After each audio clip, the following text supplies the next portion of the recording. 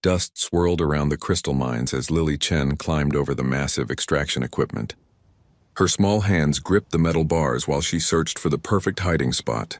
Behind her, a low growling sound echoed through the machinery. Razor was getting impatient. "I know you're there," she called out in a sing-song voice. "You can't hide from me forever." The honey badger emerged from behind a power converter, his thick black and white fur covered in mining dust. His enhanced muscles rippled under his coat as he padded toward her. The genetic modifications made him larger than his Earth cousins, but he still moved with the same fearless confidence that made his species famous. Lily dropped down from the equipment and scratched behind his ears. "Good boy, Razor. You almost had me that time." The mining colony of New Haven stretched out before them, a collection of prefab buildings and industrial equipment scattered across the red landscape. The planet's twin suns cast long shadows across the settlement, creating a patchwork of light and darkness between the structures. In the distance, the main processing facility hummed with activity as the day shift worked to extract the precious crystals that made this remote world valuable. David. Chen watched his daughter from the observation deck of the administration building. His weathered face showed the stress of managing mining operations on the edge of human space, but his eyes softened when he saw Lily playing with her unusual pet. The honey badger had been a gift from his mother on Earth, specially modified to survive in the harsh conditions of frontier worlds.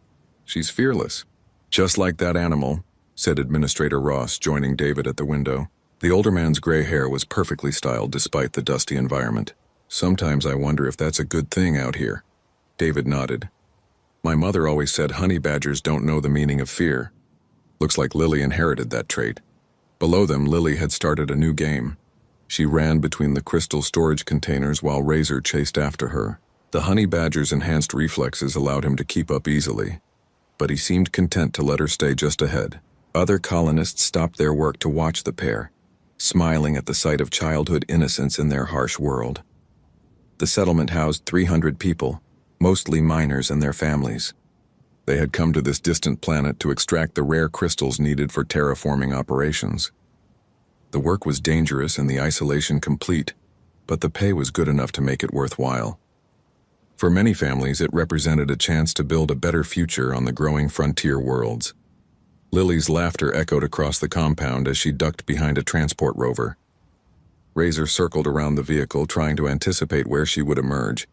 His enhanced intelligence made him an excellent playmate, capable of understanding complex games and even learning new rules. The modifications had increased his lifespan too, ensuring he would grow up alongside Lily. "Time for lunch," David called down from the observation deck. Lily looked up and waved. "5 more minutes, Dad. We're in the middle of something important." "Everything's important when you're 8 years old," Ross observed with a chuckle. The mining facility operated around the clock, with 3 shifts keeping the extraction equipment running continuously. The crystals they pulled from the ground would eventually power the massive terraforming stations that turned dead worlds into garden planets. It was slow work, but essential for humanity's expansion into the galaxy. David checked his wrist communicator. The monthly supply ship should arrive next week. "Lily's been asking for new books." "Smart kid," Ross said. "She's going to need that intelligence out here. The frontier doesn't forgive mistakes." As if summoned by their conversation, Lily appeared at the base of the observation deck with Razor at her side. The honey badger's tongue hung out slightly, the only sign that their game had tired him. His enhanced endurance was impressive, but even he had limits. "Can we visit the crystal caves today?" Lily asked, looking up at her father with hopeful eyes. David shook his head. "Too dangerous. The mining charges are scheduled for this afternoon." Lily's face fell, but she didn't argue. Life on the frontier had taught her to respect the dangers that surrounded them. The crystal caves were beautiful, filled with naturally occurring formations that glowed with their own inner light, but they were also unstable, requiring careful engineering to extract the valuable minerals safely. "Tomorrow, maybe," David added, softening his refusal, "if the structural surveys come back clean." Razor nudged against Lily's leg, sensing her disappointment. She knelt down and hugged him around the neck, burying her face in his thick fur. The honey badger stood perfectly still, his enhanced empathy allowing him to provide comfort when needed. The afternoon shift change brought new activity to the settlement. Workers emerged from the mines covered in crystal dust, their faces tired but satisfied with another successful extraction. The processed crystals would be loaded onto transport ships and sent to the inner colonies, where they would power the great machines that transformed worlds. Lily and Razor made their way to the settlement's small school building, where she would spend the afternoon learning alongside the other children. The frontier demanded educated colonists, and even the youngest residents received comprehensive instruction in science, engineering, and survival skills. "See you at dinner," David called after them. Lily waved without looking back, already focused on whatever lesson awaited her. Razor trotted alongside her, his enhanced loyalty ensuring he would never leave her side. The genetic modifications had strengthened all of his natural instincts, making him the perfect companion for a child growing up on the dangerous frontier. The twin suns began their descent toward the horizon, painting the sky in shades of orange and purple. Night came quickly on this world, and with it came new dangers. But for now, the settlement was peaceful and secure, protected by automated defense systems and the vast emptiness of space.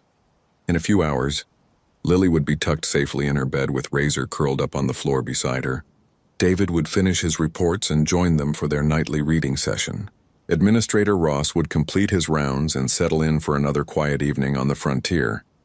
None of them knew that 5 Predator ships had just entered the system's outer edge, their sensors already locked onto the rich crystal deposits below. The peaceful routine of New Haven was about to be shattered, and Lily's childhood games would soon become a matter of life and death. Space rippled like water as 5 sleek ships tore through the fabric of hyperspace. Their hulls gleamed with a dark metallic finish that seemed to absorb light rather than reflect it. Each vessel bore the scars of countless raids, their weapon systems already charging as they dropped into normal space near the mining planet. Captain Threck stood in the command center of the lead ship, his scaled hands gripping the tactical display. His reptilian features showed satisfaction as the sensor readings confirmed what their intelligence had promised. The human settlement below was rich with the crystals his clan needed for their next major operation. 500 humans, reported his second-in-command, a tall creature with multiple arms that moved independently across the control panels. Minimal defenses. Standard mining equipment only. "Perfect," Threck hissed, his forked tongue tasting the recycled air. The Voidstalkers haven't had such an easy target in months. The other 4 ships spread out in attack formation, each commanded by a different species united only by their hunger for plunder. The Voidstalkers recruited from the galaxy's most aggressive predator races, turning their natural hunting instincts into a profitable raiding operation.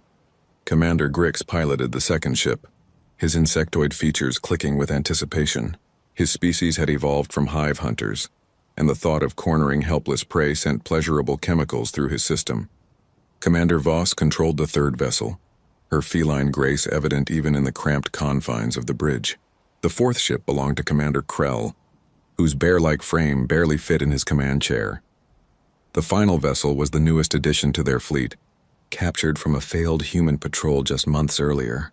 Commander Drex had modified it extensively, adding weapons that violated several galactic treaties. His wolfish grin showed teeth filed to sharp points as he prepared for the hunt. "Begin deep scans," Threck ordered. "I want to know exactly what we're dealing with down there." The scanning beams penetrated the planet's atmosphere, mapping the settlement in precise detail. The readings showed standard human construction, nothing that would pose a threat to their superior technology. The defensive systems were basic, designed more for keeping local wildlife away than repelling organized attacks. "Interesting," muttered Commander Grix, studying his displays. "They have children in the settlement." Threck's eyes gleamed. Human children made excellent hostages, and their emotional parents would surrender valuable information to protect their offspring. The Voidstalkers had perfected the art of psychological warfare, using family bonds against their enemies. "Mark their locations," he commanded.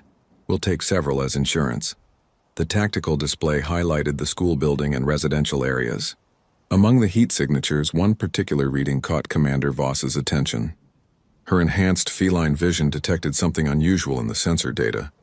"Captain, there's an anomaly in Sector 7. Small heat signature, but the bio readings are strange. Enhanced metabolism, modified genetics." Threck examined the reading with interest. "Earth animal, probably." Humans are known for bringing their pets to frontier settlements. Nothing to worry about. The 5 ships maintained their distance while completing their reconnaissance. The humans below went about their daily routines, completely unaware of the predators watching from above. The mining operations continued normally, extracting wealth that would soon belong to the void. Stalkers. Communications jamming in position, reported Commander. Drex, they won't be calling for help. Defense. Satellite neutralized, added Commander Krell, his deep voice rumbling through the comm system. Threck studied the final attack plan on his display. The settlement's layout was simple, with clear lines of approach and limited escape routes. His ground team would secure the valuable targets while the ships provided orbital support. Remember, we want the mining engineers alive, he reminded his commanders. They know the location of the richest deposits. The children are leverage, nothing more. The sensor operator, a nervous creature from a prey species that had joined the clan for protection, highlighted several targets of interest. The administration building appears to be the command center. The main processing facility contains the refined crystals, and the residential areas house our hostages, Threck added with satisfaction. Commander Voss had returned her attention to the unusual bio reading. Something about it bothered her predatory instincts, though she couldn't identify why. Her species had learned to trust such feelings during millions of years of evolution. Captain, perhaps we should investigate this enhanced animal signature more carefully.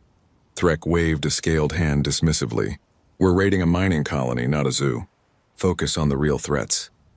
The 5 ships began their final approach, descending through the planet's atmosphere under full stealth.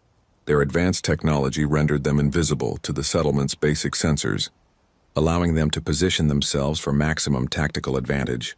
Below them, Lily Chen was finishing her afternoon lessons, while Razor waited patiently outside the school building. The honey badger's enhanced senses detected something wrong in the air, a subtle change in the electromagnetic spectrum that his modified nervous system could perceive. He raised his head and sniffed carefully, his enhanced intelligence processing information that would have been meaningless to his natural cousins. Transport teams, prepare for insertion, Threck commanded. Remember, quick and clean. We're in and out before any patrol ships arrive. The Void Stalkers had perfected this type of raid over years of practice. Small settlements like New Haven were ideal targets. Isolated enough that help couldn't arrive quickly, but wealthy enough to make the risk worthwhile. The humans would surrender without a fight once they realized the hopelessness of their situation. Beam down in 30 seconds, announced the transport operator. Threck checked his weapon one final time, a plasma rifle designed to stun rather than kill. Dead hostages were worthless, but terrified ones would provide all the cooperation he needed. His scales rippled with anticipation as he prepared to claim another victory for the Void Stalkers. The transport beam engaged, pulling Threck and his strike team through space toward the unsuspecting settlement below. In moments, the peaceful mining colony would become a battlefield, and the predators would discover that their prey was far more dangerous than they had imagined. High above, the 4 remaining ships maintained their positions, ready to provide support or prevent escape. Commander Voss continued to monitor the strange bio-reading, her instincts still warning her of danger.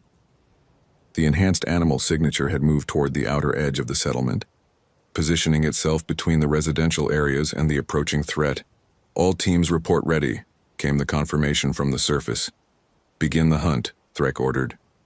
The first sign of trouble came when the communication system died. David Chen was reviewing production reports when his console went dark, followed by every screen in the administration building. Emergency lighting kicked in, casting red shadows across the suddenly quiet facility. Power failure? Asked Administrator Ross, looking up from his own dead terminal. David shook his head, checking the backup systems. No, this is different. All external communications are down, but internal power is stable. Before either man could investigate further, the stunner blast hit them. The energy weapon sent both humans crashing to the floor, their bodies twitching as electrical current overwhelmed their nervous systems. Threck stepped through the doorway, his plasma rifle still smoking from the discharge. Too easy, he muttered, gesturing for his team to secure the unconscious humans. Across the settlement, similar scenes played out as the Void Stalkers moved through the buildings with practiced efficiency. Workers collapsed at their posts, families were separated and restrained, and within minutes the peaceful colony had become a prison camp. Lily was in the crystal processing facility when the attack began. She had convinced the afternoon supervisor to let her watch the refinement process, fascinated by the way raw ore transformed into glowing energy crystals. Razor lay beside her, his enhanced senses on high alert despite the seemingly safe environment. The honey badger's modified hearing picked up the high-pitched whine of charging energy weapons before any human could detect them. He rose to his feet, a low growl building in his throat as his enhanced instincts recognized the threat pattern. "What's wrong, boy?" Lily asked, noticing his agitation. Her answer came in the form of her father's voice crackling through the facility's internal communication system. David had managed to trigger an emergency alert before being captured, his strained words barely audible through the static. "Lily, hide. Armed raiders in the settlement. Find somewhere safe and don't come out until help arrives." The transmission cut off abruptly, leaving Lily alone with Razor in the vast processing facility. The building's thick walls and maze-like interior had protected them from the initial assault, but she could hear the sound of boots moving through the corridors outside. "This way," she whispered, leading Razor deeper into the facility. The processing plant was a labyrinth of pipes, conveyor belts, and storage chambers. Lily knew every corner from her many unauthorized explorations, and she used that knowledge now to guide them toward the deepest part of the complex. Behind them, the sound of searching grew louder. Commander Grix led the team assigned to secure the processing facility. His insectoid senses were well suited to tracking prey through confined spaces, and the thermal scanners built into his helmet showed him exactly where the remaining humans were hiding. 2 heat signatures in the lower levels, he reported to his team. "Small ones. Probably children." His mandibles clicked with satisfaction. Children were always the easiest targets, too frightened to think clearly, and too small to pose any real threat. This would be over quickly. Lily pulled Razor into a storage chamber filled with raw crystal ore. The natural formations provided good cover, and the chamber's location deep in the facility might buy them time. She could hear the raiders getting closer, their alien voices echoing through the corridors. "Stay quiet," she whispered to Razor, though she knew the honey badger understood far more than most people realized. Razor's enhanced intelligence was processing the tactical situation with surprising sophistication. His modified brain had been designed to understand complex scenarios, and he recognized that they were being hunted by a superior force. But his genetic programming included something the raiders hadn't accounted for. Honey badgers had never learned to back down from a fight, regardless of the odds. Commander Grix reached the storage level and began methodically checking each chamber. His thermal vision made hiding impossible, and he approached each door with the confidence of a predator who had never met effective resistance from human children. "Come out, little ones," he called in accented human speech. "We won't hurt you if you cooperate." Lily pressed herself against the wall, holding Razor close. The honey badger's muscles were tense under her hands, and she could feel the barely contained aggression radiating from his enhanced form. Something in his posture reminded her of the nature documentaries she had watched, showing his wild cousins facing down lions and hyenas without fear. The storage chamber door slid open, and Commander Grix stepped inside with his stunner raised. His compound eyes quickly located the 2 heat signatures cowering behind a crystal formation. The child appeared to be about 8 years old, clutching what looked like an oversized earth animal. "There you are," he said, advancing with his weapon ready. "Don't make this difficult." Lily stood up slowly, keeping Razor behind her. "Please don't hurt my dad. He's just a mining engineer." Commander Grix clicked his mandibles in what passed for laughter among his species. "Your father will be fine as long as everyone cooperates. Now step away from the animal and come with me." "No," Lily said quietly. The refusal caught the alien raider off guard. Human children usually surrendered immediately when faced with superior force. His finger tightened on the stunner's trigger as he prepared to end this minor rebellion. That was when Razor moved. The honey badger exploded from behind the crystal, formation with speed that his enhanced muscles made possible. His modified reflexes carried him across the chamber in a blur of black and white fur, and his strengthened jaws clamped down on Commander Grix's weapon arm before the alien could react. The stunner clattered to the floor as the insectoid raider screamed in pain and surprise. Razor's enhanced bite force, designed to crack the shells of space-adapted insects, easily pierced the commander's natural chitin armor. His modified aggression programming took over. turning him into a furry missile of destruction.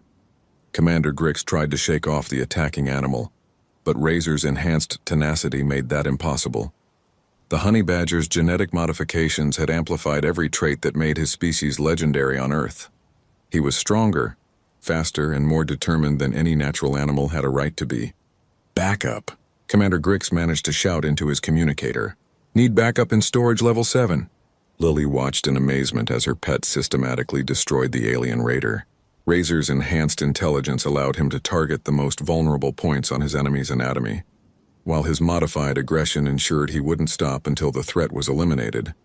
The sound of approaching footsteps told her that more raiders were coming. She grabbed Commander Grix's dropped stunner and checked its charge level, remembering the weapons training that all Frontier children received. The processing facility's control systems were nearby, and she had an idea that might even the odds. "Come on, Razor," she called softly. "We're not done yet." The honey badger released his defeated opponent and padded over to her side, his enhanced loyalty programming ensuring he would follow wherever she led. Blood stained his fur, but his eyes held the same fearless confidence that had made his species famous throughout the galaxy. Together, they moved deeper into the facility as the sound of pursuing raiders grew louder behind them. The hunt was just beginning, but the predators were about to discover that they had chosen the wrong prey. The processing facility became a hunting ground, but the roles had reversed in ways the Void Stalkers never expected. 3 more raiders entered the lower levels, their weapons ready and their confidence high. They had heard Commander Grix's call for backup, but assumed he was simply dealing with a frightened child who needed additional persuasion. Lily crouched behind a control panel, watching their approach through the facility's internal monitoring system. Her small fingers moved across the controls with surprising skill, activating systems that the adult workers rarely used. Growing up in the facility had taught her every switch and lever, knowledge that was about to become deadly. "There," she whispered, pointing to a junction where 3 corridors met. "When they reach that spot, I'll trigger the steam vents." Razor understood. His enhanced intelligence processed the tactical situation and recognized the ambush potential. He positioned himself in the shadows, his modified hunting instincts calculating angles and timing with predatory precision. The first raider was another insectoid, similar to Commander Grix but larger and more heavily armed. Behind him came a reptilian creature whose scales gleamed with moisture, and a third alien whose multiple eyes moved independently as they searched for threats.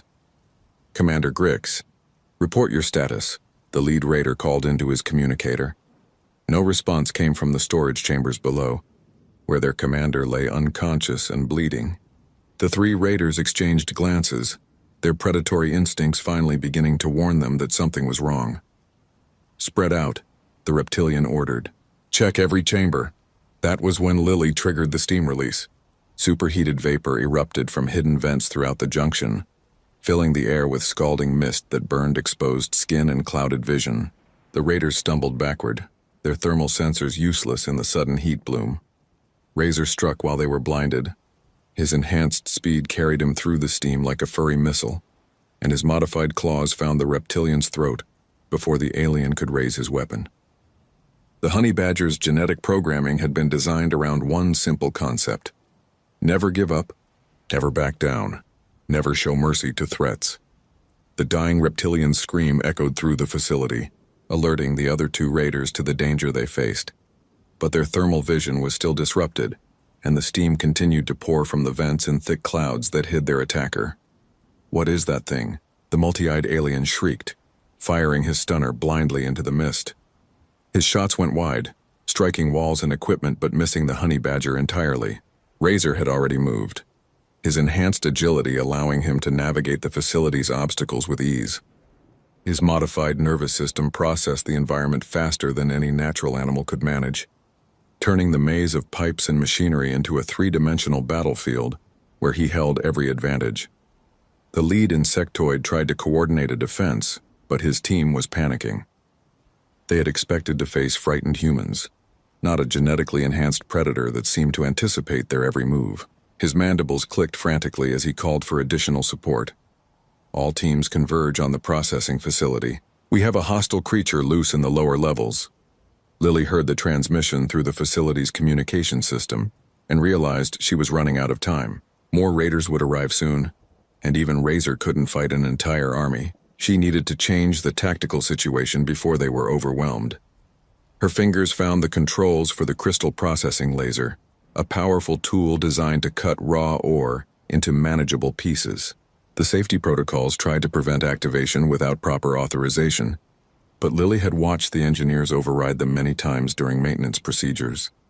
The laser charged with a deep humming sound that vibrated through the facility's structure. In the steam-filled junction below, Razor was systematically eliminating the remaining raiders.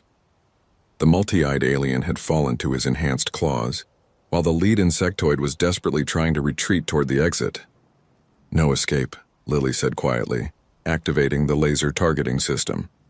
The beam sliced through the facility's upper wall like it was made of paper, sealing the exit corridor behind a wall of molten metal. The insectoid raider found himself trapped in the lower levels with a creature that showed no fear and accepted no surrender. Razor's enhanced metabolism was providing him with seemingly unlimited energy for the fight. His modified cardiovascular system pumped oxygenated blood through his muscles at an accelerated rate, while his strengthened bones absorbed impacts that would have crippled a natural animal. The genetic engineers had created the perfect companion for frontier life. But they had also created the perfect predator. The last raider died with his mandibles still clicking in terror, his stunner useless against an enemy that refused to fall. Razor stood over the corpse, his enhanced aggression slowly fading as the immediate threat was eliminated. Blood matted his thick fur, but none of it was his own. "Good boy," Lily called down from the control room. "But we're not finished yet." Through the facility's external cameras, she could see more raiders approaching the building. The teams from other parts of the settlement were converging on their position, drawn by the emergency calls from their fallen comrades. She counted at least a dozen aliens, all heavily armed and alert for danger. But Lily had advantages they didn't know about. Her small size allowed her to access maintenance areas that adult humans couldn't reach, and her knowledge of the facility's systems was complete. Most importantly, she had Razor, whose enhanced loyalty ensured he would fight to protect her regardless of the odds. "Time to show them what Earth animals can do," she said, activating the facility's automated systems. Conveyor belts began moving throughout the building, carrying loads of sharp crystal ore toward the processing stations. Mechanical arms swung into motion, designed to handle heavy materials but equally capable of crushing flesh and bone. The entire facility transformed from a peaceful industrial site into a mechanical killing ground. The approaching raiders hesitated at the entrance, their enhanced senses detecting the danger within. But their captain's orders were clear, and the Void Stalkers had never retreated from human prey before. They advanced into the facility, weapons ready and formation tight. They had no idea that they were walking into a trap designed by an 8-year-old girl and her genetically enhanced honey badger. The peaceful mining colony was about to teach the galaxy's most feared predators a lesson they would never forget. Razor moved through the facility's lower levels like a ghost, his enhanced senses tracking the intruder's movements through vibrations in the floor and changes in air pressure. His modified intelligence had learned the building's layout during years of exploration with Lily. And now that knowledge became tactical advantage. The hunt was far from over, but the hunters had become the hunted, and in the depths of the crystal processing facility, Earth's most fearless predator was just getting started. High above the planet's surface, Captain Threk paced the bridge of his flagship with growing irritation. The simple raid on a mining colony was taking far longer than expected, and his ground teams had stopped reporting in regular intervals.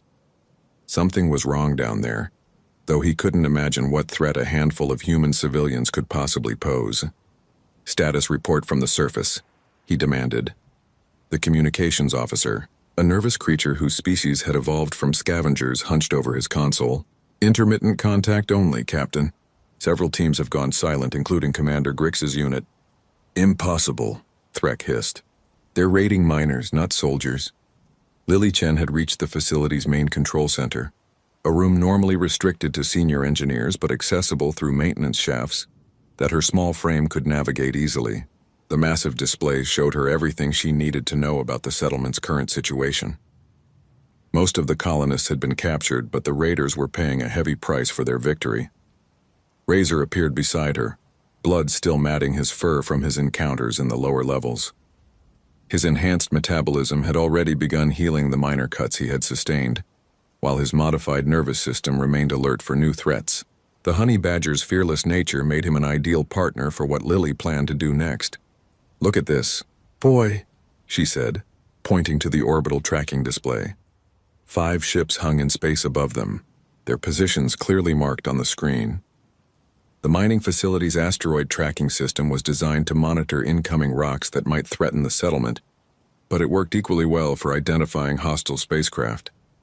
Lily's fingers moved across the control panel with practiced ease.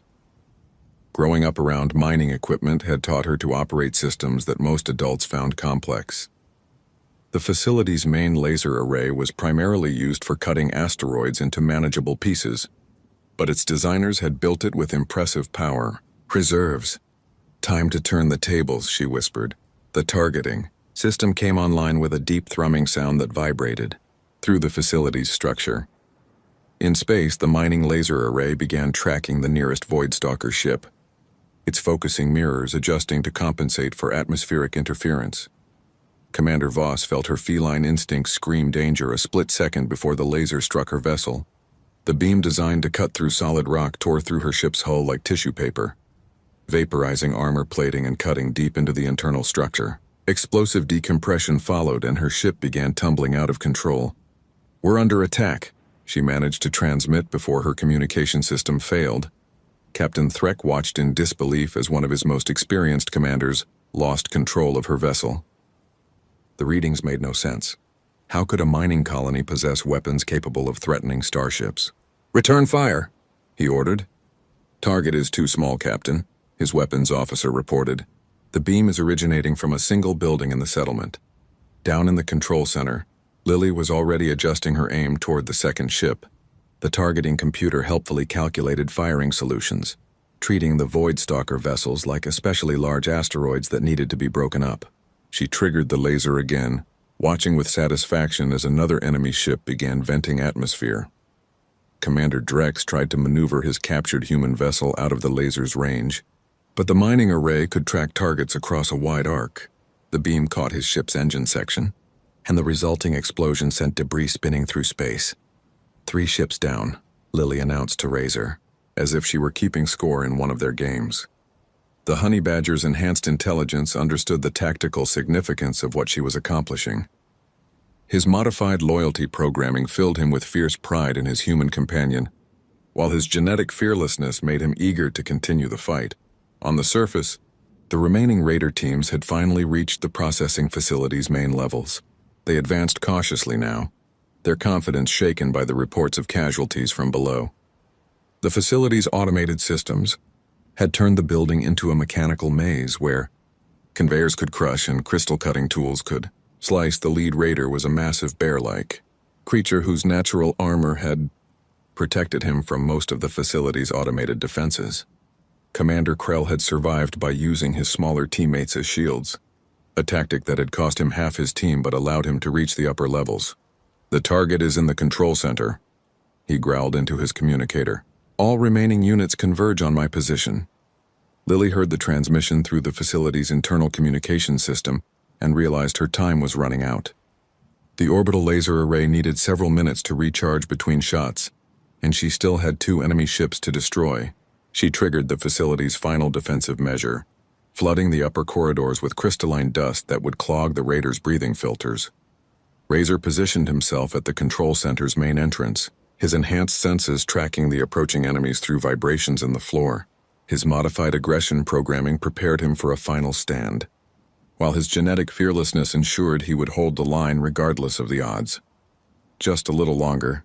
"Boy," Lily said, her hands dancing across the targeting controls. The 4th ship tried to retreat to a safe distance, but the mining laser's range was designed to reach the system's asteroid belt. Commander Krell's vessel had barely begun its escape burn when the focused beam struck its fuel tanks.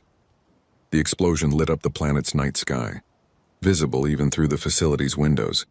That left Captain Threk's flagship, which was now maneuvering desperately to avoid the same fate as its companions.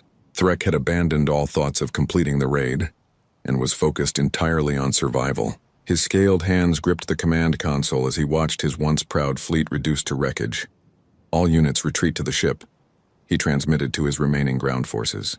Emergency extraction in 5 minutes. But Commander Krell had reached the control center and Razor was waiting for him. The honey badger's enhanced muscles coiled as the massive alien smashed through the reinforced door, his bear-like claws extended and his roar echoing through the chamber. The two predators faced each other across the control room, one the product of millions of years of evolution, the other the result of genetic engineering and human ingenuity. But they shared one crucial trait. Neither knew how to back down from a fight. Commander Krell charged forward, confident that his size and natural weapons would overwhelm the small Earth animal.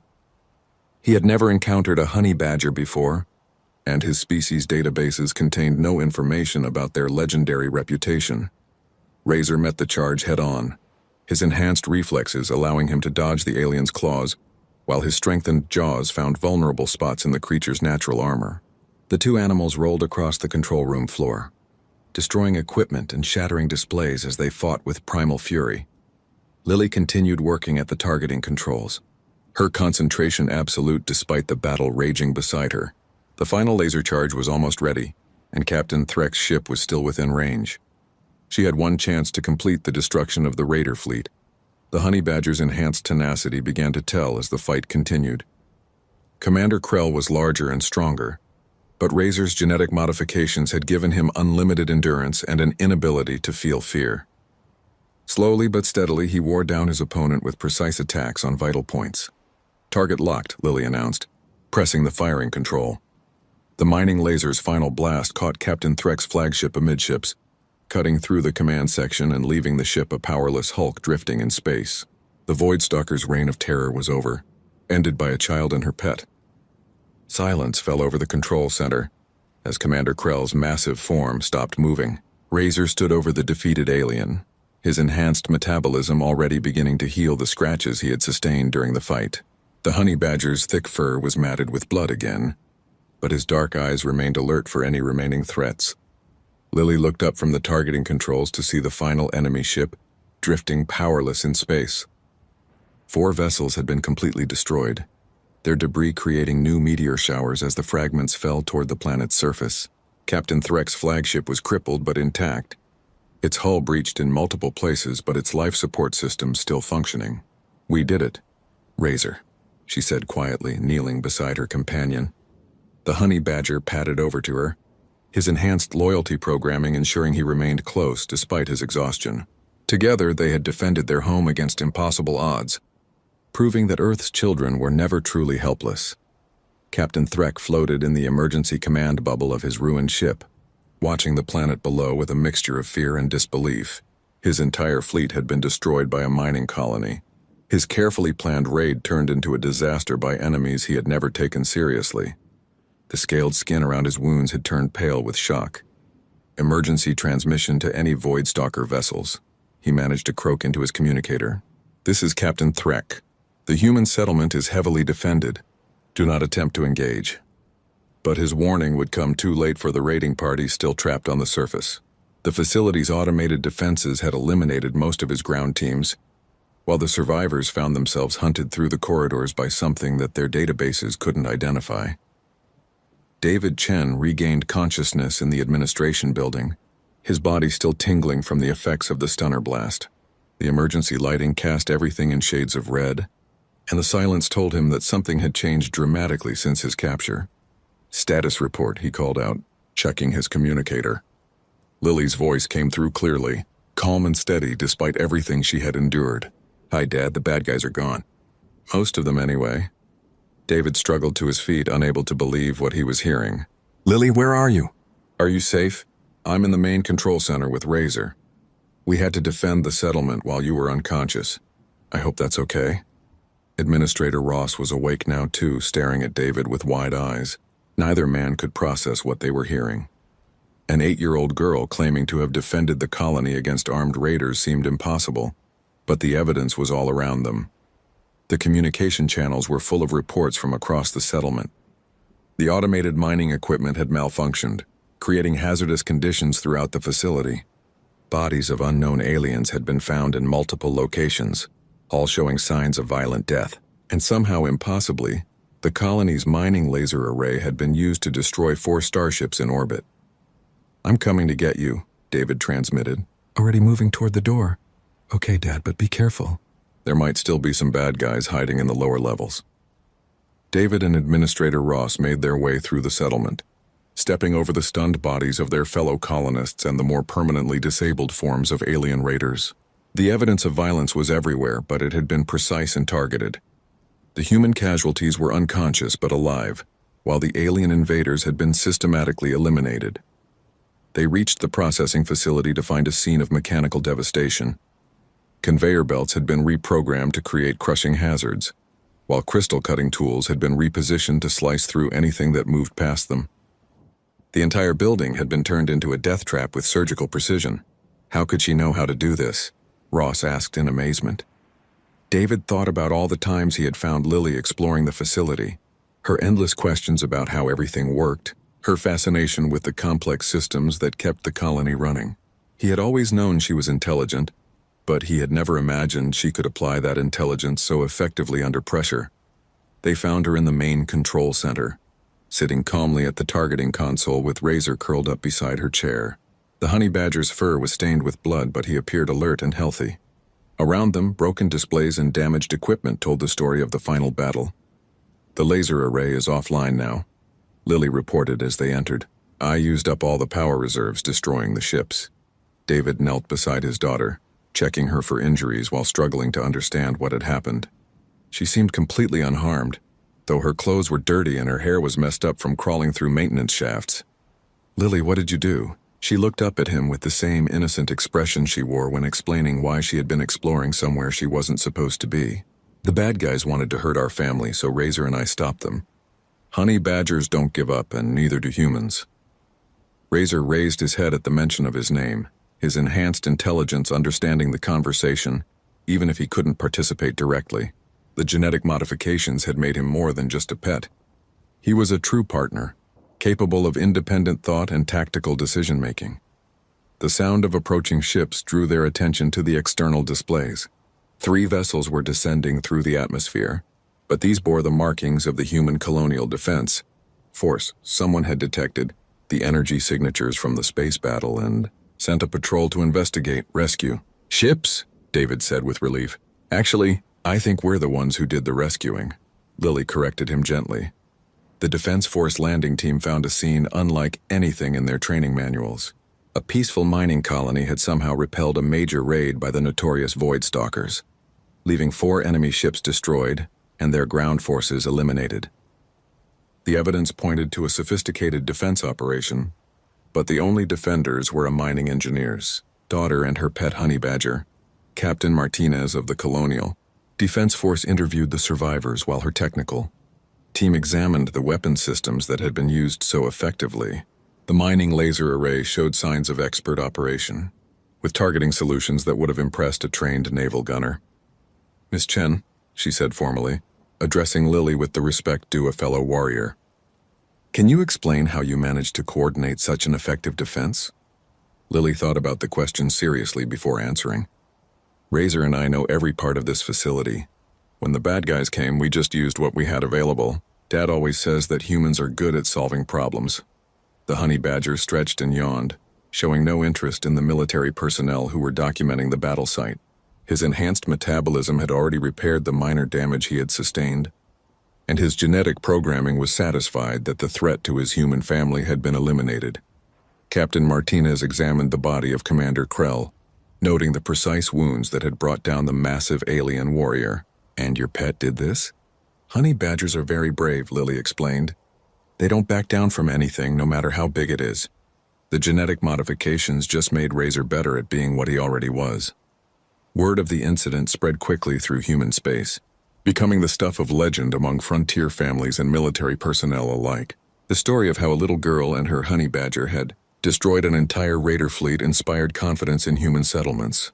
Throughout the galaxy, Captain Threk was eventually rescued from his crippled ship and taken into custody by the Colonial Defense Force.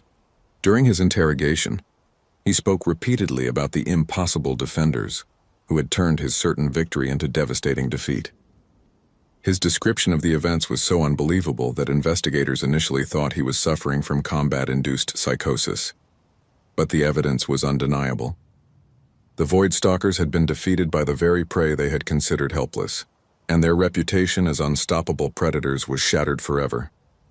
Other raider clans took note, adding human frontier settlements to their list of targets to avoid at all costs.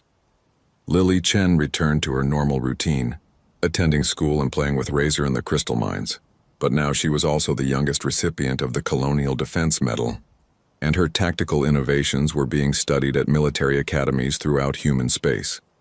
The settlement of New Haven became a symbol of human determination and ingenuity, proof that Earth's children could defend themselves against any threat. And in the depths of space, other potential predators learned to fear the combination of human intelligence and Earth's most fearless animals. Razor, for his part, seemed completely unimpressed by all the attention. He had simply done what honey badgers had always done, protected his family with absolute determination and unlimited courage. The fact that his family happened to be human, and his enemies happened to be alien, was irrelevant to his genetically enhanced instincts.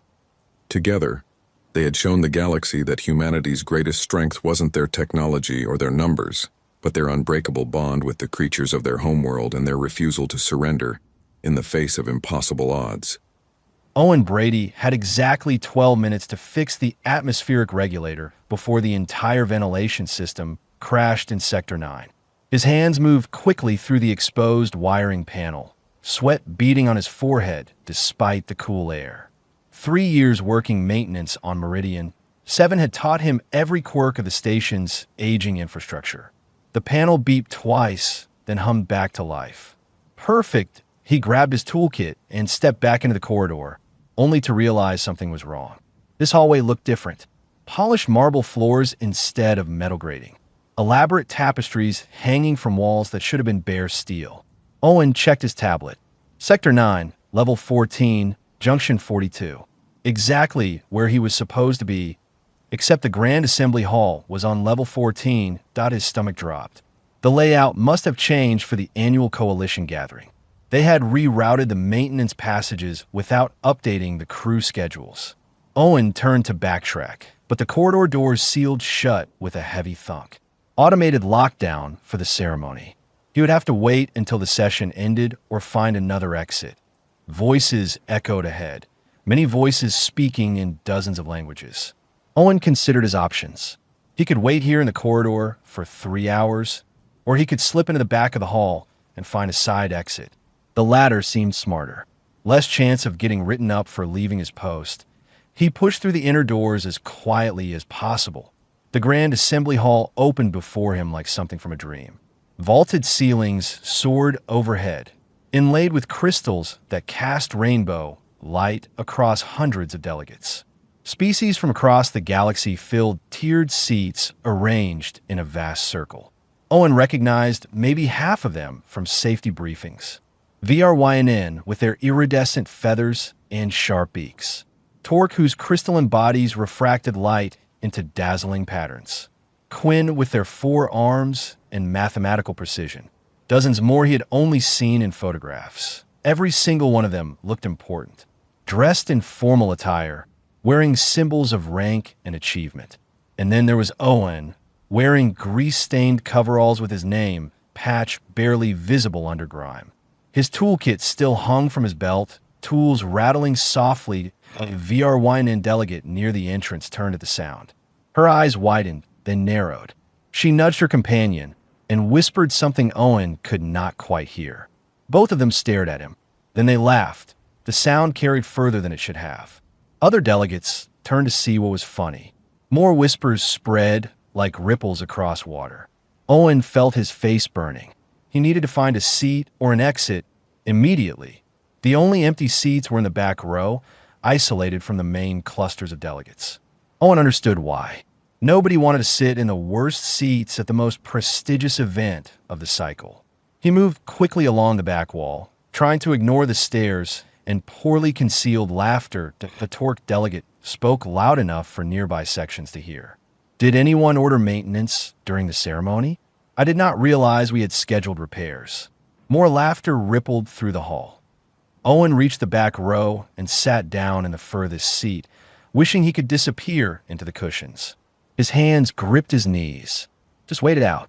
The ceremony would start soon, and everyone would forget about him. The massive doors opened again. Every head turned. Every conversation stopped. The laughter died completely as Panthros entered the hall. Owen had never seen one in person. Few humans had. The Panthros rarely left their hunting worlds, and even more rarely attended diplomatic functions. This one stood nearly 8 feet tall at the shoulder when on all fours. Sleek fur covered powerful muscles that rippled with each step. Golden eyes scanned the room with predatory intensity. A long tail swayed behind her with hypnotic grace. Dyra. Owen had heard the name whispered in station corridors. She was one of only 3 Panthros to ever accept a coalition council position. Feared, respected, deadly beyond measure. The delegates gave her wide berth as she walked down the center aisle. VRYN pressed back into their seats. Torque angled away despite having no obvious vulnerable points. Even the proud Kellis, who feared almost nothing, watched her with wary attention. Dyra reached the back rows. Her golden eyes swept across the empty seats, then fixed on Owen. Owen stopped breathing. Every instinct screamed at him to run, but he knew predators chased fleeing prey. He forced himself to remain still. Panthros could tear through reinforced steel. His coveralls offered no protection whatsoever. He was going to die in front of the entire Galactic Coalition because he had taken a wrong turn fixing an air filter. Dyra moved toward him with fluid grace. Each step measured and deliberate. She stopped directly beside his seat. Then she sat down. The entire hall erupted in whispers. Shocked gasps mixed with confused murmurs. Delegates leaned toward each other, speaking rapidly in their native languages. A few actually stood up to get a better view. Owen sat frozen. His heart hammered so hard he wondered if Dyra could hear it. Probably. Panthros' senses were legendary. She could likely count his heartbeats from across the room. Dyra settled into her seat with casual elegance. Her tail draped across the armrest between them. She faced forward, apparently unbothered by the commotion her choice had caused. A VRYN delegate in the 3rd row spoke to his companion in a carrying whisper. "Look at that." The animal recognizes its own kind. Scattered laughter followed. Not as bold as before, but present. A few delegates seemed to find the situation hilarious. The primitive human in his work clothes, sitting beside the apex predator. Like some cosmic joke, that Owen's face burned hotter. Anger mixed with embarrassment and fear. He wanted to say something, defend himself, but what could he possibly say? He did not belong here. Everyone knew it. Dyra's ear twitched slightly. The only indication she had heard the comment. Owen swallowed hard and glanced sideways at the massive predator beside him. Dyra's eyes remained forward, but her posture seemed relaxed. Not hunting stance, not aggressive, just sitting. He made a decision. Probably a stupid one, but better than cowering. Owen gave Dyra a small nod of acknowledgement. One person recognizing another, regardless of species. Dyra's eyes shifted to meet his. Golden and deep and intelligent. She held his gaze for a long moment. Then she returned the nod. Barely perceptible, but there, the Chief Arbiter called the session to order. The Chief Arbiter's voice filled the hall through hidden speakers. Distinguished delegates, we gather today to discuss expansion protocols for the fringe territories. Several proposals await consideration. Owen tried to focus on the words, but his entire awareness centered on the massive predator sitting inches away. Dyra remained perfectly still, her breathing slow and measured. Owen wondered if she could smell his fear. Probably. He tried to calm down, focusing on the proceedings that a Torque delegate named Granite approached the central platform. His crystalline body caught the light, sending fractured rainbows across the chamber. The fringe territories contain significant mineral deposits. My corporation proposes establishing extraction facilities on 17 viable worlds. We estimate operation commencement within 2 cycles. Murmurs of approval from various sections. The Torque were known for efficient resource gathering. Granite continued. Initial surveys indicate No sentient life on 14 of these worlds. The remaining 3 host primitive cultures that would benefit from our civilizing influence. Owen felt his jaw tighten. Civilizing influence usually meant displacement. He had read enough history to know how that story ended. A VRYN delegate named Praxis took the platform next. His blue and gold feathers were immaculately groomed, each one precisely aligned. The VRYN Navigation Guild proposes establishing waypoint stations throughout the fringe. These stations would provide guidance to lesser species attempting transit through difficult space. Lesser species. The term hung in the air like smoke. Praxis smiled, showing the sharp edges of his beak. Of course, guidance services would require appropriate compensation. We believe a standard fee structure would benefit all parties. More approving sounds from the assembled delegates. Owen noticed how they nodded along, accepting these proposals as natural and correct. Between presentations, the whispers about Owen continued. A Kellis delegate in row 5 turned to her companion. I still cannot believe they let maintenance staff into the Grand Assembly. What is station security even doing? Probably the same thing humans always do, her companion replied. Making a mess someone else has to clean up. Quiet laughter spread through nearby seats. Owen stared straight ahead, trying to ignore it. His hands gripped his knees hard enough that his knuckles went white. He had dealt with prejudice before. Working maintenance meant most delegates saw him as invisible until something broke. He could handle being ignored. Being openly mocked in front of the entire coalition was different. That Dyra's tail twitched. A subtle movement back and forth across the armrest. Owen had read that Panthros' tails indicated mood. A swaying tail meant irritation. The movement was slight, barely noticeable, but definitely there. Praxis was still talking, outlining the VRYN proposal in elaborate detail. Then he paused, as if struck by sudden inspiration. Of course, we would need support staff for these waypoint stations. Perhaps we could employ humans for basic maintenance tasks. They seem well suited for such work. He gestured toward Owen with one wing. We have a perfect example right here. Although I must question the wisdom of allowing service personnel into leadership discussions. Perhaps security could escort our friend back to wherever he is supposed to be before he damages something important. The laughter was louder this time, less restrained. Several delegates actually applauded the comment. Owen felt his face burn. Every instinct told him to stand up, to defend himself, to explain that he had gotten lost doing his job while they sat around talking about exploiting primitive species. But he was alone in a room full of the galaxy's elite. His opinion meant nothing. Dyra's claws extended. The sound cut through the laughter like a blade. 5 razor-sharp talons scraped against the metal armrest, leaving deep gouges. The screeching metal silenced the hall instantly. Praxis stopped mid-sentence. Every delegate turned to look at Dyra. The Panthros stood slowly, unfolding to her full height. Even in a room full of different species, she towered over most of them. Her golden eyes fixed on Praxis with predatory focus. I chose this seat deliberately, Dyra said. Her voice was deep and resonant, carrying easily through the sudden silence. I would hear why you mock my choice. Praxis blinked rapidly, his feathers ruffling. I meant no offense to you, honored Panthros. My comments were directed at the human. Yes, Dyra said softly. I know. The temperature in the room seemed to drop several degrees. Praxis recovered quickly, his diplomatic training kicking in. He spread his wings in a gesture of appeal to the wider assembly. Surely you understand, honored one. Humans are recent arrivals to the coalition. They contribute little of value. Their lifespans are short, their bodies weak, their technology primitive.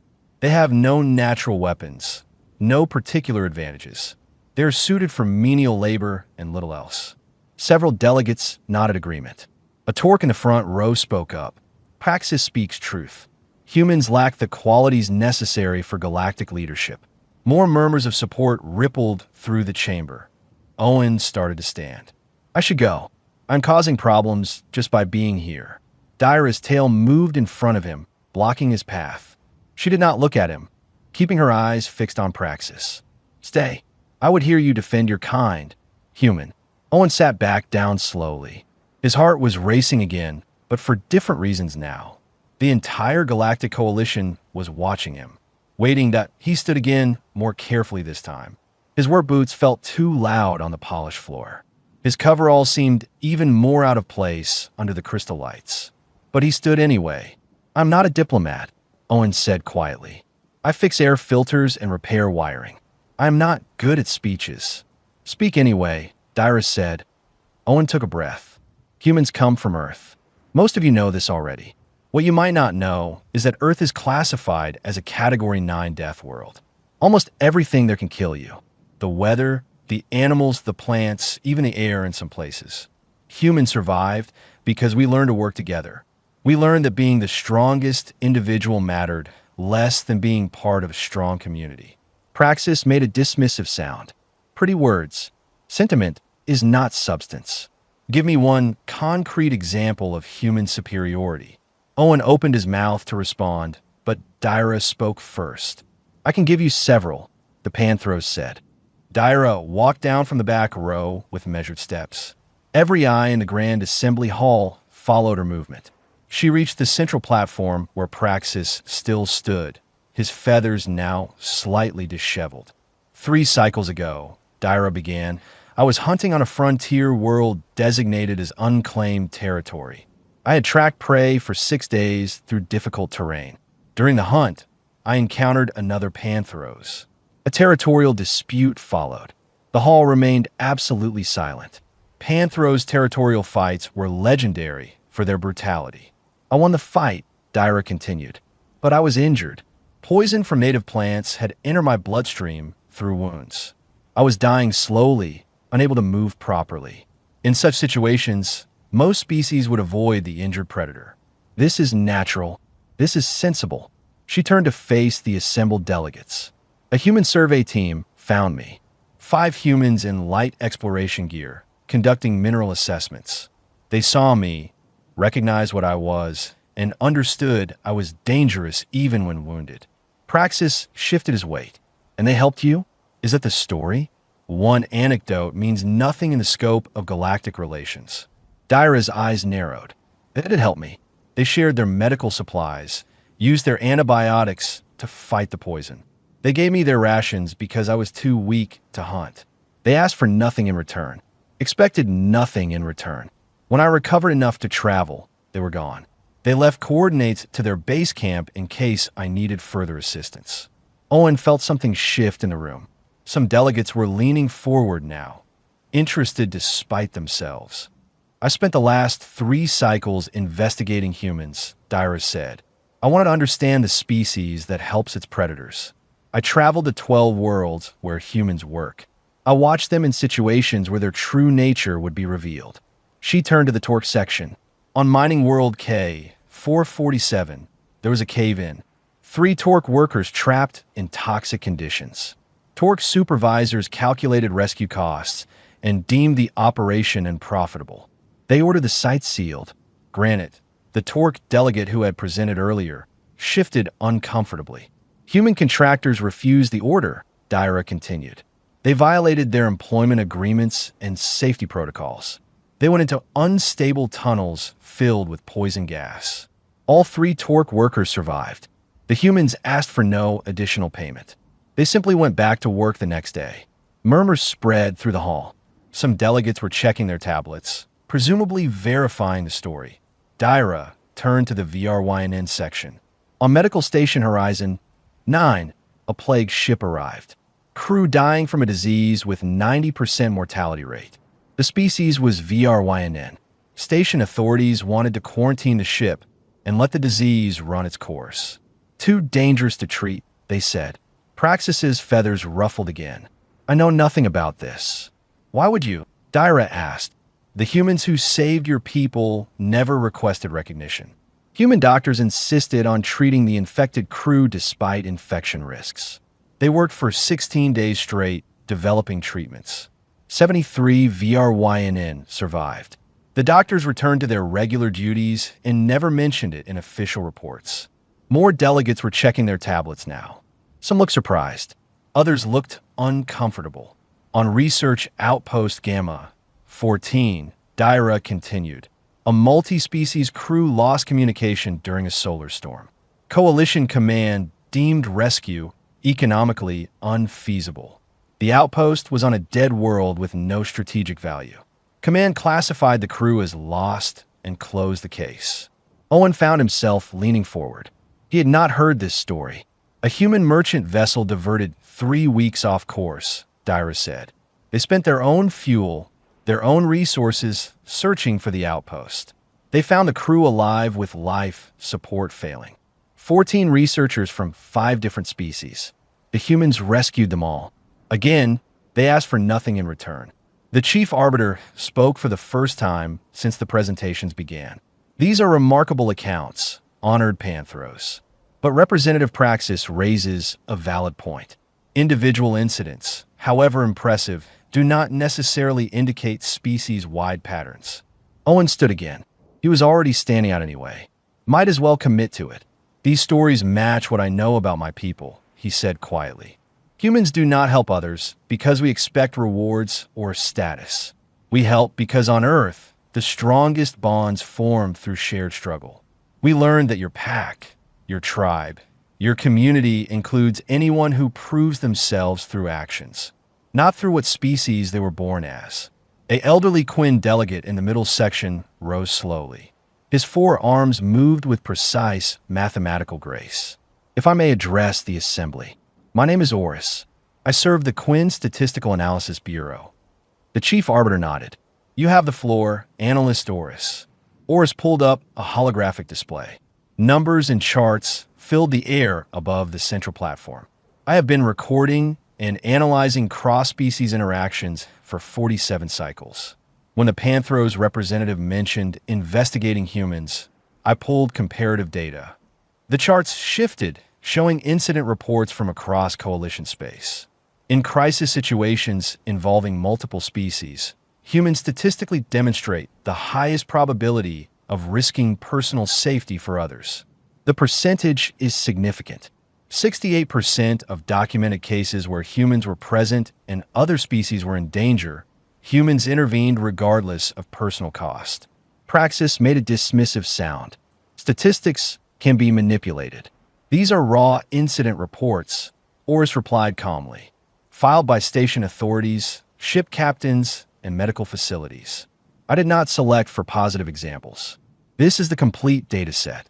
Furthermore, when examining long-term conflict reduction, stations with significant human populations show a 23% decrease in interspecies incidents. More whispers spread through the hall. The kind of whispers that meant minds were changing. Torque in the front row stood abruptly. Her crystalline form was smaller than granite, worn at the edges in ways that suggested age. I am Silica. I was one of the 3 workers trapped in the K-447 mine. The hall went quiet again. I remember the humans who came for us, Silica said. Her voice carried the harmonic resonance typical of older Torque. I remember seeing them through the toxic haze, wearing inadequate protection because they had given the better gear to us. I remember one of them, a female named Riley, carrying me through a tunnel that was collapsing. She did not know me, had never met me before that day. Silica turned to face the entire assembly. I never thanked her. I went back to my corporation and never said anything about what happened. But I remember. Silica's admission hung in the air like a challenge. For a long moment, nobody spoke. Then another delegate stood, a VRYNN from the medical section, smaller than Praxis with green-tinted feathers. My name is Sira. I was on the plague ship. I was dying. I remember human doctors working around me, even though the disease was airborne. They wore protective gear, but still risked infection through any tear or breach. She looked directly at Praxis. One doctor, a male named Ahmed, held my hand while I was delirious with fever. He stayed with me for hours, even though he had other patients. He told me stories about Earth, about his family, about anything to keep me focused on living. I survived because of him. More delegates shifted in their seats. Some were pulling up records, verifying claims. Others simply watched as the testimonials mounted. A Kellis researcher stood next. I was on Gamma 14. We had 13 days of oxygen left when the human ship found us. The merchant captain, a female named Ruth, used her own ship's reserves to supplement ours during transport.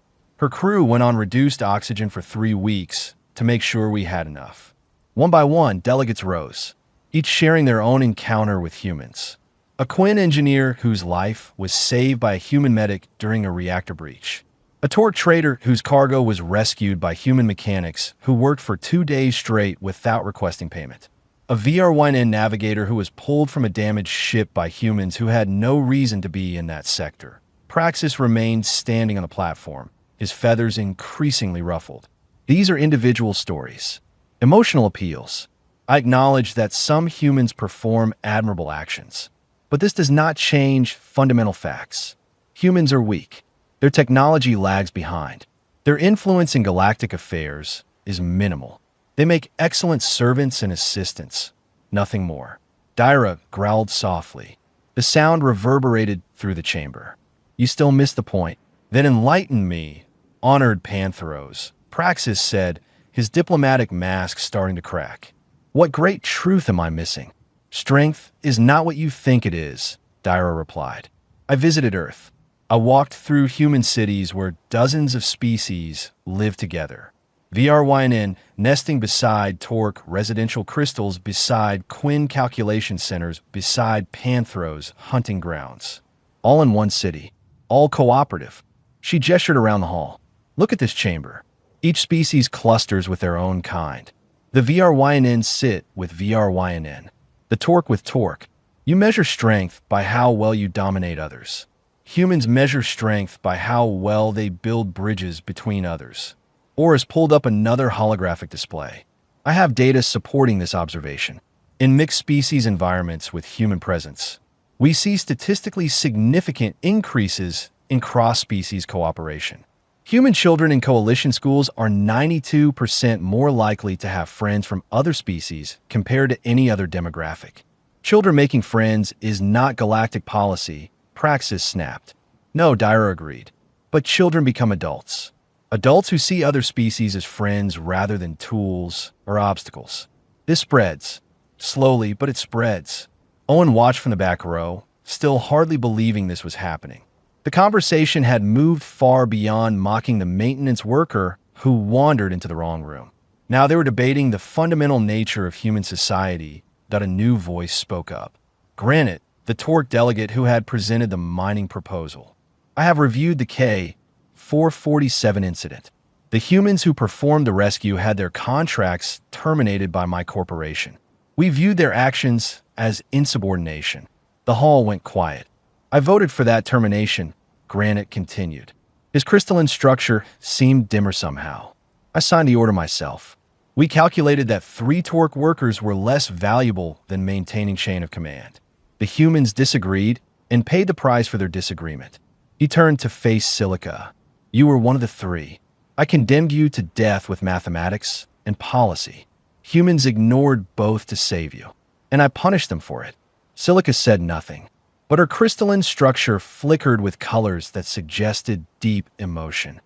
This is the difference, Dyra said quietly. Most species make calculations. Humans make choices. Praxis stepped forward aggressively.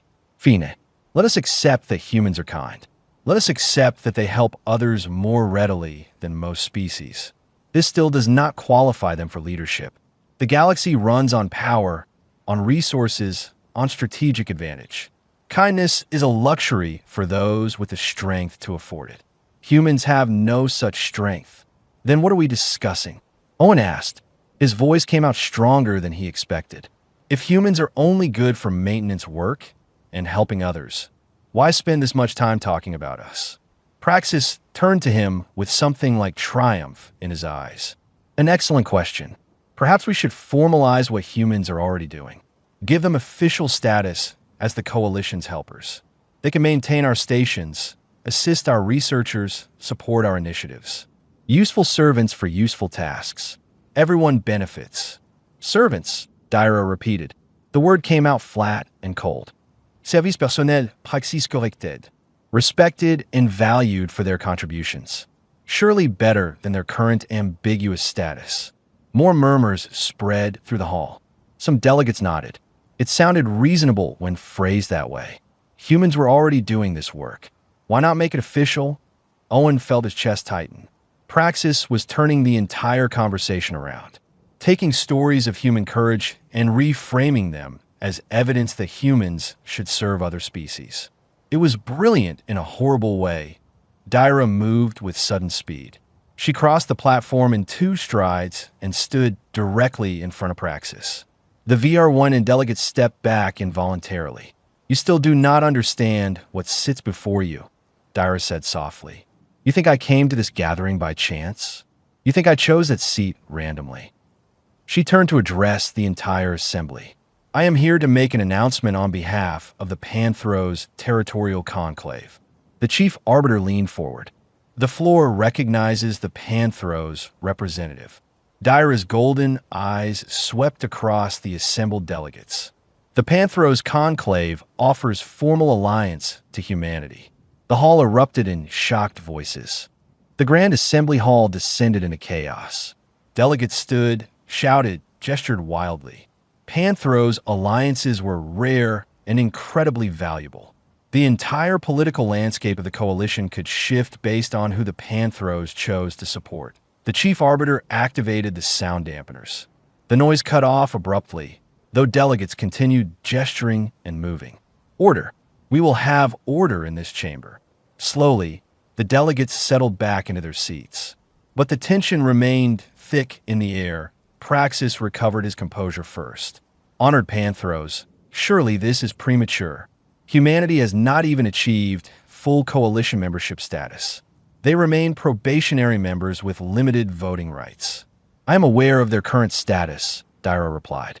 "I'm also aware that status can change.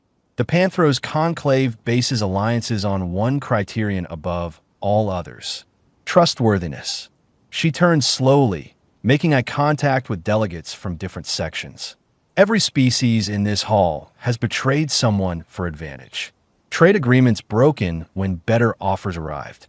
Defense pacts abandoned when convenient. Research partnerships dissolved over profit disputes. This is normal in galactic politics. This is expected." Her tail swayed slowly. "In 3 cycles of investigation, I found hundreds of cases where humans chose honor over profit. They honored agreements even when those agreements cost them dearly. They kept promises even when breaking them would benefit them more. They defended partners even when abandoning them would be safer." Aura stood again, displaying new data. "I can confirm this pattern. Human contract violation rates are 87% lower than the coalition average.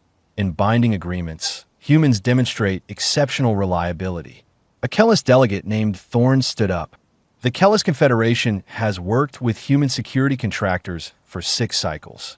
They have never failed an assignment, never abandoned a post. We have offered them higher pay to break contracts with our competitors. They always refuse." Another voice joined in. A Quinn scientist named Delta. "Human researchers share data freely. We worked on a joint physics project. When we made a breakthrough that could have earned them exclusive patents worth billions, they insisted on shared credit. They valued collaboration over profit." Praxis looked around, seeing support slipping away. "You speak of money and contracts. I speak of something more fundamental: power. Humans lack the military strength to be reliable allies. What use is trustworthiness without the ability to back it up?" "An interesting question," Dyra said. "Let me answer with a question of my own. How many wars has the Panthros Conclave fought in the last century?" Praxis blinked. "None. Everyone knows the Panthros avoid galactic conflicts." "And why do you think that is?" Dyra asked softly. The hall went quiet again. Everyone knew the answer, but nobody wanted to say it out loud. "Because fighting the Panthros is suicide," Dyra continued. "Our species has a reputation. Cross us and die. Simple. Effective. This reputation prevents conflict. Now, I offer that reputation to humanity." The implications rippled through the chamber. A Panthros alliance meant any attack on humans would be treated as an attack on Panthros. Very few species would risk that. Praxis shifted tactics again. "This still does not address my central point. Humans may be trustworthy servants. but they lack the qualities necessary for true leadership in the coalition. They should assist, not govern. I disagree, Silicus said. The old Torque delegate stood again, her crystalline structure catching the light. I have been thinking about the mind collapse, about what happened that day. The humans who saved us did not ask permission. They did not form committees or debate policies. They saw people dying and acted. She turned to the other delegates. How many cycles did it take us to approve the Atmospheric Preservation Act?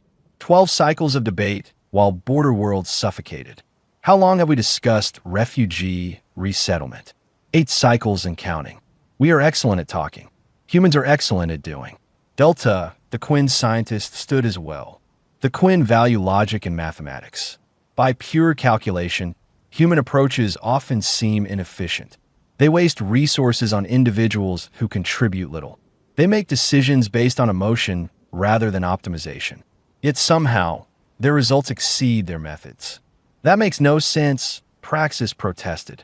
Exactly, Delta replied. It should not work. But it does. Human communities consistently outperform predicted outcomes. Their chaotic, emotion-driven approach to problem-solving generates solutions we miss with pure logic. More delegates were standing now. Not all of them, but enough to show a clear shift in sentiment. Syrah, the VRYNN plague survivor, spoke up. Praxis, you represent the VRYNN Navigation Guild. You speak for merchants and traders, but you do not speak for me. The humans who saved my life asked nothing in return. They did not leverage my survival for trade agreements. They did not demand favors. They simply returned to their work. She spread her wings in the VRYNN gesture of formal declaration. I petition the Assembly to hear a vote on human status. They have earned consideration for full coalition membership. Seconded, Silica said immediately. Seconded. Thorn added. The chief arbiter looked around the chamber. Multiple seconds have been received. However, this is highly irregular. We are not here to discuss human membership status. Then perhaps we should be, Dyrus said. The fringe territory's expansion depends on cooperation between species. You propose sending the same old species with the same old approaches to new worlds. I propose something different. She gestured to Owen, still sitting in the back, row looking overwhelmed. Send humans, not as servants, not as assistants, as leaders of mixed species teams. Let them build the communities they are so skilled at creating.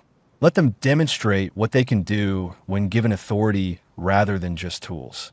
Praxis made a sound of frustration. This is absurd. One maintenance worker wanders into a ceremony, and suddenly we are reorganizing galactic policy. No, the directive. One species demonstrates consistent character across hundreds of interactions, and finally someone pays attention. Or is displayed another chart. I have projections. If humans receive full membership and participate in fringe expansion, estimated conflict reduction reaches 41%. Estimated cross-species cooperation increases by 33%. Colony stability improves significantly. Estimates are not guarantees, Praxis said. Nothing is guaranteed, Dyra replied. But I would rather trust the species that saved their predator than the species that mocked someone for his work clothes. The silence that followed was profound. The chief arbiter let the silence stretch for a long moment. Then he spoke carefully. The Panthros representative raises significant points, as do several delegates who have shared testimony. However, elevating a species to full coalition membership requires formal procedures. Then initiate those procedures, Dyra said simply. The chief arbiter nodded slowly. Very well. The chair recognizes the unusual circumstances of this session. A formal vote will be called regarding humanity's coalition status. But first, I would hear from the human present. Owen Brady, you have sat quietly through much of this discussion. Do you wish to speak on behalf of your species? Owen felt every eye in the chamber turn toward him. His heart was pounding again, but different than before. Not from fear, from something else. Responsibility, maybe. He stood up and walked down to the central platform. His boots echoed in the silence. Grease-stained coveralls, tool belt still hanging from his waist, standing before the most powerful beings in the galaxy. I am not qualified for this, Owen said honestly. I fix things. Air filters, wiring, hydraulic systems. I never expected to speak for humanity. Yet here you are, the chief arbiter said gently. Speak. Owen took a breath. Humans learn something on Earth. Our world tried to kill us every day. Predators, diseases, weather, everything. We survived because we helped each other, not just our own families or tribes. Anyone who needed help. He looked around at the assembled delegates. We brought that philosophy to the galaxy. When we met other species, we did not see competitors or tools. We saw people. Different people, sure, but people. Praxis made a dismissive sound. Everyone claims to value cooperation. Humans are not unique in this. Maybe not, Owen agreed. But we do not just claim it. We live it. Every day, in small ways that nobody notices. A human mechanic helps a torque engineer solve a problem. A human cook learns to prepare VRYNN dietary requirements. A human teacher learns Quinn mathematics to communicate better with students. He gestured around the hall. You are right that humans are not the strongest. We are not the smartest. We do not have the best technology. But we show up. We help. We build bridges between species who would never talk to each other otherwise. Sira spoke up. Ahmed, the doctor who saved me, he learned my language. Not just medical terms. He learned VRYNN poetry so he could recite it to me while I was sick. He did not have to do that, but he did. Owen nodded. That is what humans do. We learn your languages. We study your cultures. We try to understand you. Not to manipulate or control, just to connect. Thorne stood again. The human security contractors we employ, they train in Kellis combat traditions. They honor our warriors' code, even though it is not their own. They do this out of respect. More delegates were nodding now, even some who had been skeptical earlier. The chief arbiter looked at Praxis. Do you have further objections to raise? Praxis looked around the hall. He was isolated now. Even other VRYNN delegates were avoiding eye contact with him. He had lost, and he knew it. I maintain that this is premature, Praxis said stiffly. But I recognize the will of the assembly. Then let us vote, the chief arbiter declared. The question before this body is whether humanity should be elevated from probationary status to full coalition membership, with all associated rights and responsibilities. Or stood. The Quinn Confederation votes in favor. Silica rose next. The Tor Collective votes in favor. Thorne followed. The Kellis Unity votes in favor. One by one, delegates stood and announced their votes. The tally was overwhelming. When it finished, only 3 votes stood against. Praxis and 2 other VRYNN delegates who supported him. The chief arbiter made it official. By majority vote of the assembled coalition members, humanity is granted full membership status effective immediately. Representative Brady, do you accept this honor on behalf of your species? Owen blinked. I am not a representative. I am maintenance. You are now both, the chief arbiter said with what might have been amusement. Unless you wish to decline? No. Owen said quickly. I accept. Humanity accepts. We will do our best to honor this trust. Dyra approached him as the hall erupted in discussion. You did well, human. I'm still not sure what just happened, Owen admitted. You stumbled into history, Dyra replied. I've been planning this moment for 3 cycles, waiting for the right opportunity to present humanity's case to the full coalition. When I saw you walk into this chamber, mocked and dismissed, I knew the time had come. Owen stared at her. You planned this? All of it. Not all of it. I could not have predicted how perfectly you would embody everything I wanted to demonstrate. The mockery, your quiet dignity, the stories from other delegates. That was chance. But I came here to make humans visible to the galaxy. You helped me do that. The session was breaking up now. Delegates approached Owen from all directions. Some to apologize for earlier comments.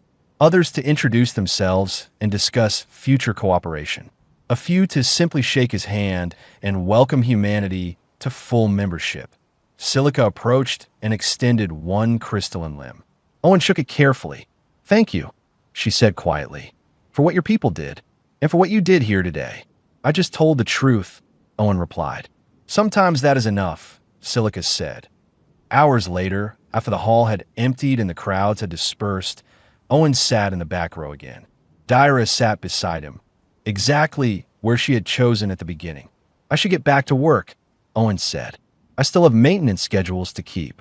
Will you continue fixing air filters? Dyra asked. Now that you are a coalition representative? Owen smiled. Someone has to keep the station running. Besides, I like fixing things.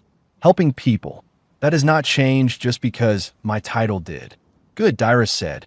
The galaxy needs people who fix things more than it needs politicians. They sat in comfortable silence for a moment. Can I ask you something? Owen said. That survey team you mentioned. The ones who helped you. Did you ever learn their names? One of them, Dyra replied. The team leader.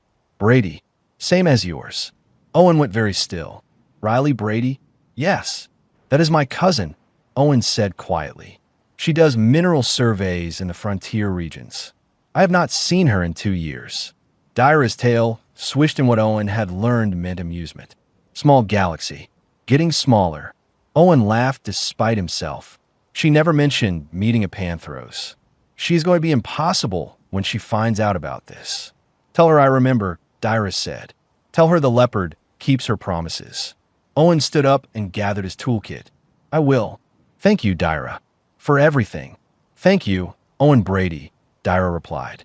For being exactly who your species needed you to be. Owen walked out of the Grand Assembly Hall, tool belt jangling, coveralls still stained with grease. Tomorrow he would return to fixing air filters and repairing wiring.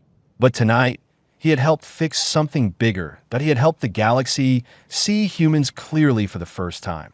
Behind him, Dyra remained at her seat, golden eyes watching the empty chamber.